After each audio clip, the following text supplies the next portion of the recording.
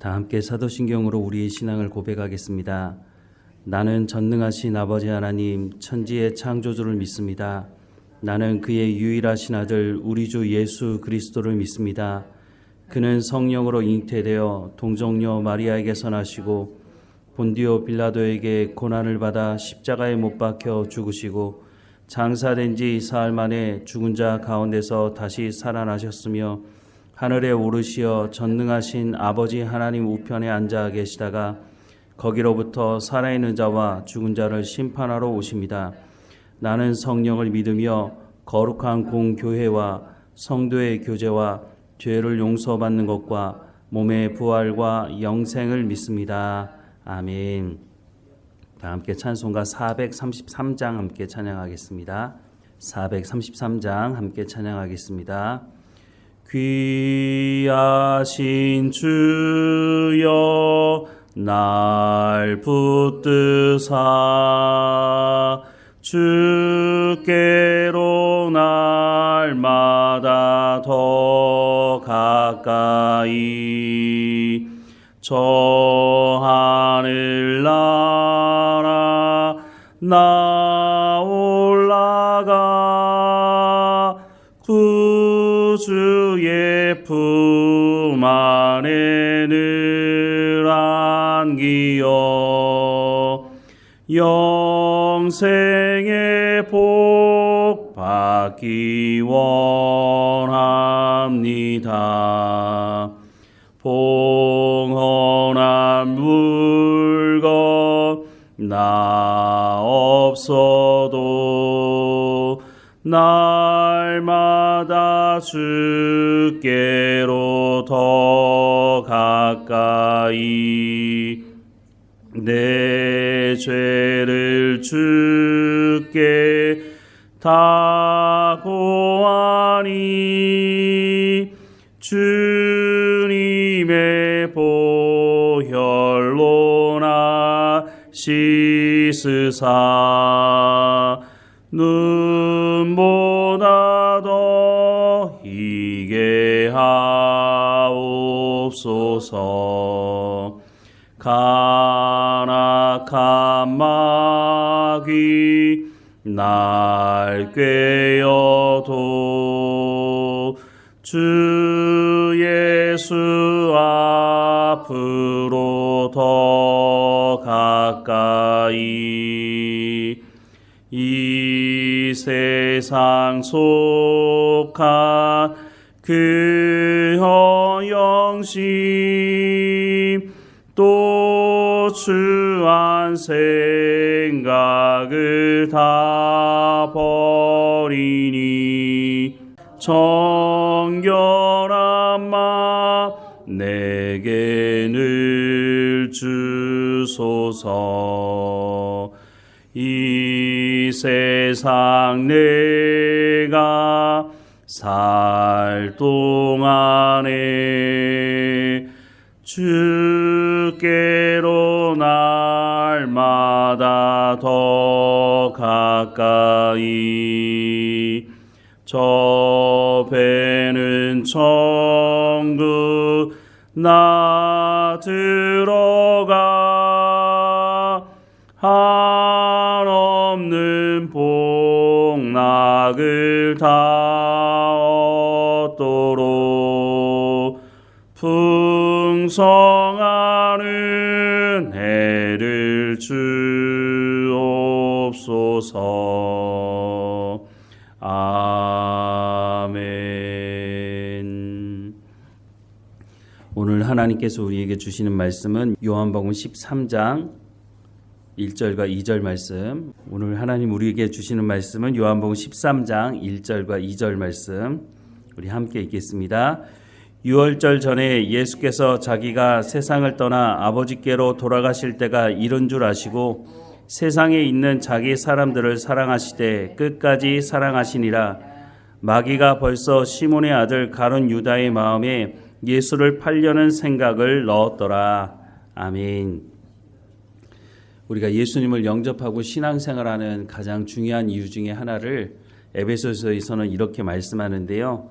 에베소서 4장 13절 말씀에 보면 우리가 다 하나님의 아들을 믿는 것과 아는 일에 하나가 되어 온전한 사람을 이루어 그리스도의 장성한 분량이 충만한 데까지 이르리니 라고 말씀을 하고 있습니다. 우리가 예수님을 믿고 신앙생활하는 가장 중요한 이유가 바로 그리스도의 장성한 분량이 충만한 데까지 이르기 위함이다 라고 말씀을 하고 있습니다. 그러면 우리가 어떻게 그리스도의 장성한 분량까지 이룰 수 있을까? 에베소서 4장에 보면 예수님께서 승천하시면서 선물을 주셨다고 말씀하는데 그 선물은 하나님의 말씀을 가르치는 사람들이다 라고 말씀을 하고 있습니다. 즉 하나님의 말씀을 가르치는 사람들이 하나님의 말씀을 제대로 가르치고 또 하나님의 말씀을 듣고 순종하려고 하는 사람들이 하나님 말씀 듣기를 사모하고 그 말씀을 듣고 삶의 현장에서 하나님의 말씀대로 순종하며 살아갈 때에 우리가 어린아이와 같이 유혹에 빠지지 않고 이 시대를 분별하며 하나님의 말씀대로 순종하는 삶을 통해서 성령의 열매를 맺어가게 되고 결국은 그리스도의 장성한 분량에 이르게 된다는 것입니다. 그리스도의 장성한 분량은 예수님과 같은 삶을 살아가는 그 삶으로 나가게 된다고 약속하고 있는 것이죠. 오늘 본문에 보면 그리스도의 장성한 분량이 무엇인지에 대해서 또한 소개해주고 있는데요. 1절 말씀을 보면 유월절 전에 예수께서 자기가 세상을 떠나 아버지께로 돌아가실 때가 이른 줄 아시고 세상에 있는 자기 사람들을 사랑하시되 끝까지 사랑하시니라 라고 말씀을 하고 있습니다. 예수님은 이전에도 자기가 어떤 죽음을 맞이하게 될 것인지에 대한 말씀을 여러 차례 하셨습니다. 마태복음 16장 21절 말씀에 보면 이때로부터 예수 그리스도께서 자기가 예루살렘에 올라가 장로들과 대제사장들과 서기관들에게 많은 고난을 받고 죽임을 당하고 제3일에 살아나야 할 것을 제자들에게 비로소 나타내시니 라고 말씀을 합니다. 우리가 잘 알고 있듯이 이 말씀 앞에는 베드로가 주는 그리스도시요 살아계신 하나님의 아들이십니다 라고 하는 신앙 고백을 하고 있습니다. 이전에 제자들의 모습을 보면 정말 이분이 메시아가 맞나? 이분이 행하는 표적을 보니까 놀랍다. 이런 반응을 보였었는데 예수님께서 너희는 나를 누구라고 하느냐라고 하는 그 말을 했을 때 베드로가 주는 그리스도시요 살아계신 하나님의 아들이십니다라는 신앙의 고백을 하죠. 이것은 베드로의 신앙 고백일 뿐만 아니라 다른 제자들도 동일한 고백을 한 것으로 보입니다. 이 신앙 고백 이후에 예수님께서 하시는 말씀이 내가 예루살렘에 올라가서 장로들과 대제사장들과 서기관들에게 많은 고난을 받고 죽임을 당하게 될 것이다. 그런데 예수님의 말씀은 여기서 끝나지 않고 제3일에 살아나야 할 것을 제자들에게 비로소 나타내시니 라고 말씀을 하고 있습니다. 예수님의 죽으심과 예수님의 부활하심에 대해서 말씀을 하고 있는데 이 말씀을 들었던 베드로의 반응은 절대 그럴 수 없습니다 라고 베드로가 나서서 예수님의 죽음을 막겠다고 말을 하는 거죠. 그때 예수님께서 베드로를 심하게 책망하시죠. 네가 하나님의 뜻을 가로막는다. 사람의 뜻을 이루고자 한다라는 말씀으로 책망하시는 모습을 보고 있습니다. 이 이후에도 예수님께서 거듭 반복해서 자신의 죽음에 대해서 말씀하셨던 것을 성경은 말씀해주고 있는데요. 오늘 본문의 말씀에도 예수님께서 뭐라고 말씀하십니까? 유월절 전에 예수께서 자기가 세상을 떠나 아버지께로 돌아가실 때가 이른 줄 아시고 예수님께서 이제 얼마 되지 않아서 자신의 죽음에 대해서 알고 계셨다라고 말씀을 하고 있습니다. 그런데 놀라운 것은 이어지는 말씀에 세상에 있는 자기 사람들을 사랑하시되 끝까지 사랑하시니라 라고 말씀합니다. 우리가 죽음을 코앞에 두고 내가 곧 죽게 될 것 같다라는 생각을 하게 되면 아마도 가족들을 부르지 않겠습니까?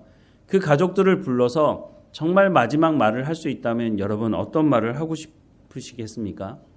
아마도 내가 더 깊이 사랑하지 못해서 미안하다. 그러니 너희는 더 깊이 사랑해라 라고 하는 말을 하지 않겠습니까? 마지막 죽음을 앞두고 있다면 그런 말을 하게 될 것이라는 생각이 들기는 합니다. 그런데 이런 말을 할 때는 가족들을 향해서 하는 말이지 나를 배신하거나 나를 팔아먹거나 이런 사람들을 불러다 놓고 그 말하기는 쉽지 않을 것 같습니다.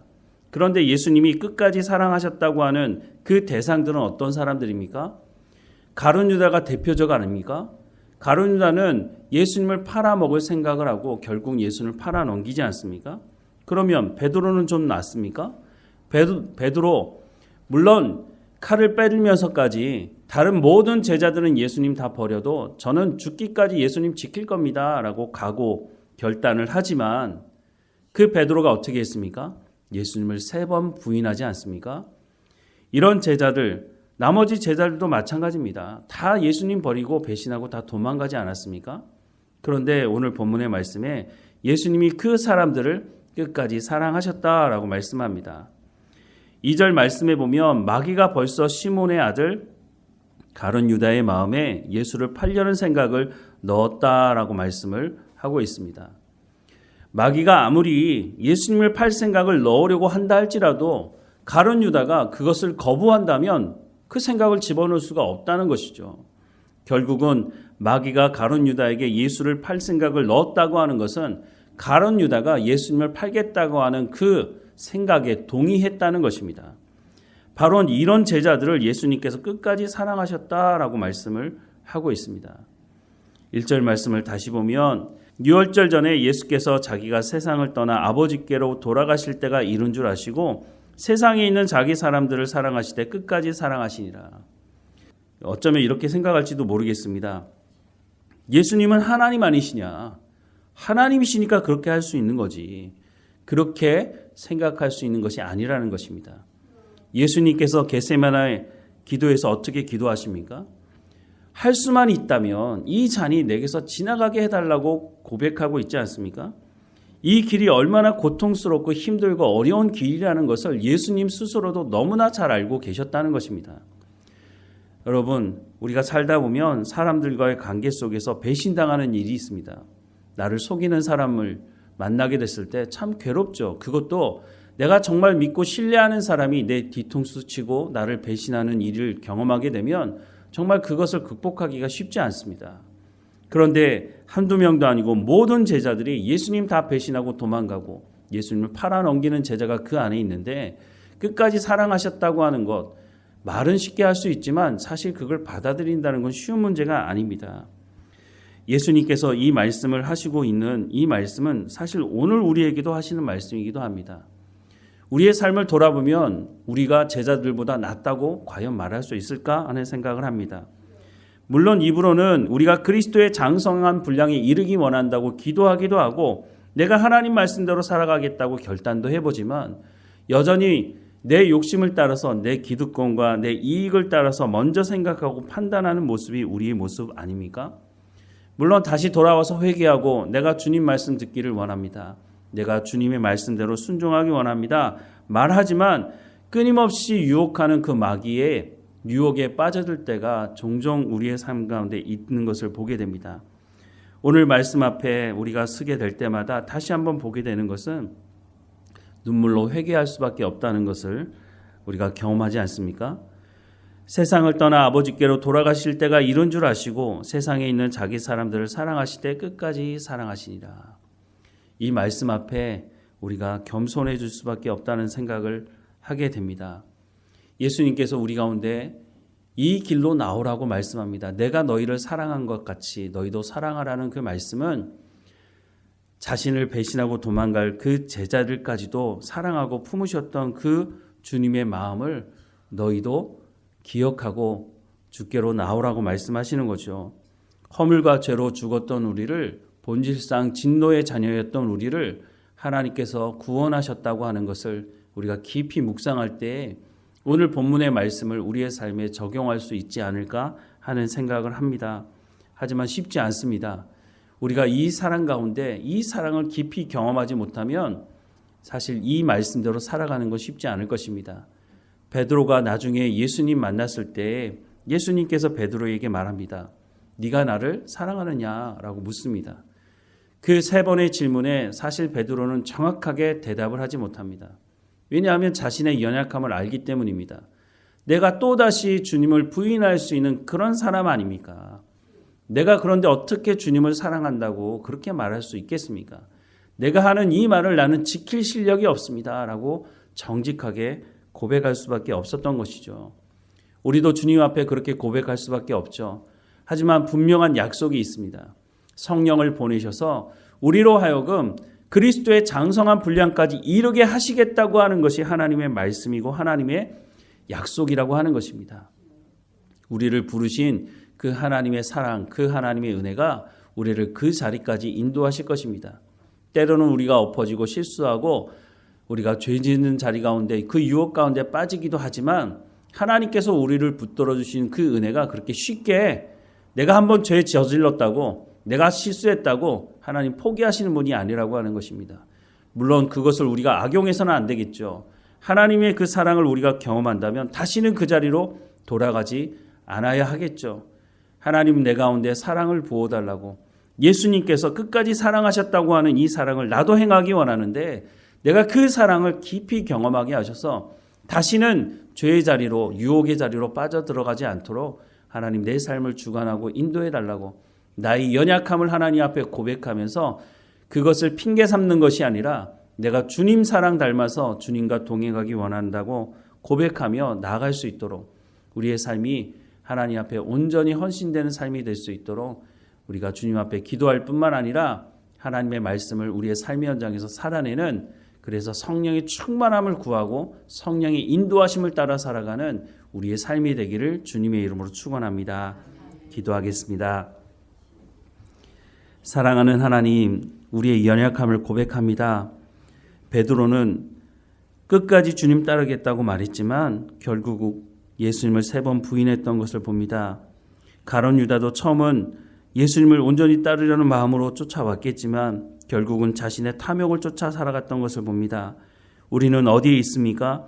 하나님의 말씀에 귀를 기울이게 하시고 우리를 끝까지 사랑하신 그 하나님의 사랑을 우리가 경험하며 우리의 삶의 현장에서 하나님의 말씀, 약속의 말씀을 온전히 붙들고 성령의 열매를 맺는 그리스도의 장성한 분량에 이르는 삶까지 나아갈 수 있도록 우리의 삶을 주관하시고 인도해 주옵소서.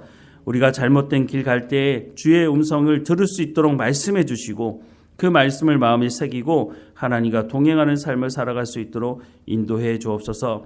말씀 앞에 설 때마다 성령께서 말씀을 깨달아 알게 하시고 그 말씀이 우리의 삶 가운데 열매 맺어갈 수 있도록 하나님 우리의 삶을 주관하시고 인도해 주옵소서.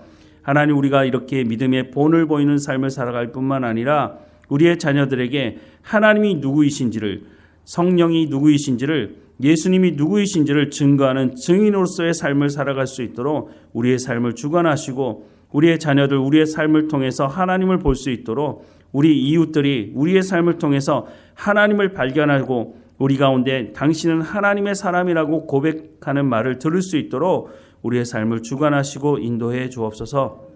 하나님 오늘도 하나님과 동행하게 하시며 어느 곳에 있든지 하나님께 감사하며 우리를 구원하신 하나님과 동행하며 주님을 찬양하며 살아가는 우리의 삶이 될 수 있도록 인도해 주옵소서. 우리의 육체의 연약함도 하나님께 고백합니다. 하나님 강건하여지게 하시고 늘 예배하고 기도하는 자리 가운데 나아갈 수 있도록 하나님 인도해 주옵소서. 우리의 신음하는 소리까지 들어 응답하시는 하나님, 우리의 믿음이 그리스도의 장성한 분량에 이를 수 있도록 우리의 삶을 주관하시고 인도해 주옵소서.